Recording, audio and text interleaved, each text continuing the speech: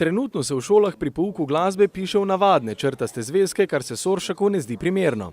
Po njegovih besedah ima glasba svoj specifičen notni zapis, za kar je potreben tudi poseben zvezek. Prepričan je, da je glasba del vsakdana in splošne razgledanosti, zato je prav, da se učenci z notnim zapisom soočijo že v osnovni šoli. V notnem zvezku imamo črtast del.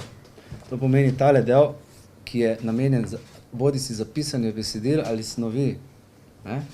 Tako, s tem, da lahko seveda zapišemo, kdaj je to bilo, ura, datum in tudi spodaj na koncu domača naloga, če je potrebna. Na drugi strani je pa prazen del, ki omogoča dodatno lepljenje gradiva ali tudi risanje. Tudi v osnovni šoli se kdaj kaj nariše.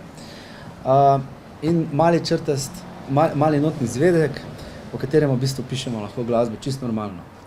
Notni zvezek pa zraven že omenjenih 3 komponent vsebuje tudi citate znanih slovenskih glasbenikov. Med drugim je svoj citat prispeval tudi legendarni Alfi Nipič. Jaz se že 10 let odzivam na dobrodelne prireditve. Ogromno tega bilo. Jaz sem tudi naredil, če se spomnim nazaj, pred kar nekaj časa 2 koncerta z Big Bandom RTV Ljubljana za Čarlija, takrat, ko se je ponesrečil. In zdi se mi, da od takrat dalje sem nekako vedno se odzival na razne dobrodelne prireditve in več takih bi moglo biti, ki pomagajo na ta način, da s te strani pomagajo, mislim, z glasbene strani. Zagon za nov projekt je Soršak dobil zaradi izjemne uspešnosti njegovega prvega dobrodelnega projekta 20 za 20, ko je šolam po Sloveniji podarjal glasbila.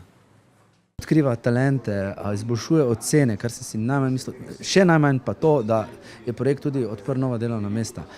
In tudi novi šolski ansambli nastajajo, manj agresivni so učenci, učijo se delati v skupini, v timu. In je čisto nek drugi pristop torej naredil. Sicer pa je Soršak prepričan, da ni vedno samoumevno, da prepoznavni obrazi to prednost izkoristijo za dobrodelnost. Jaz mislim, da ni pravilno, da glasbenike v prvo vrsto porinemo v dobrodelne zadeve, ker konec koncev misli, denar preživeti ravno s tem služimo. So pa načini, ki jih lahko uporabljamo glasbeniki, absolutno, to pa 3-krat bolj podpiram, pomeni. Tako recimo, ne vem, ali jaz sem se lotil notnega zvezka, ali si na kak drugačen način s kakšnimi akcijami, ki to počne, recimo Andrej Težak hodi po hribih in dela na tak način dobro delo. Zakaj ne? In združuje ljudi. Torej, poanta dobrodelnosti ni samo v bistvu reševati ljudi v krizi, ampak ljudi povezovati in jih tudi s tem opozarjati na pomembnosti. Pomembnosti takšnih projektov pa se zavedajo tudi na mariborski občini, kjer zaradi omejenih financ nikdar ne bi uspeli v tako kratkem času z glasbili in drugimi pripomočki obdariti tolikšno število šol.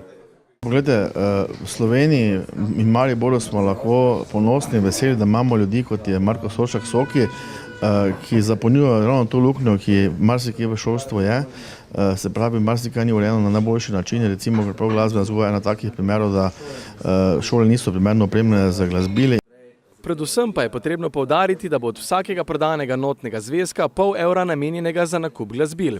Pomembno je tudi to, da je Soršak notni zvezek zasnoval skupaj z uspešnim mariborskim podjetjem Kopja Nova tudi zato, da zadeva oplemeniti lokalno gospodarstvo. Na širjenje solidarnosti pa opozarja zvezek sam, saj iz njega mogoče enostavno utrgati vsak list in ga deliti z drugimi, ki zvezka morda še nimajo.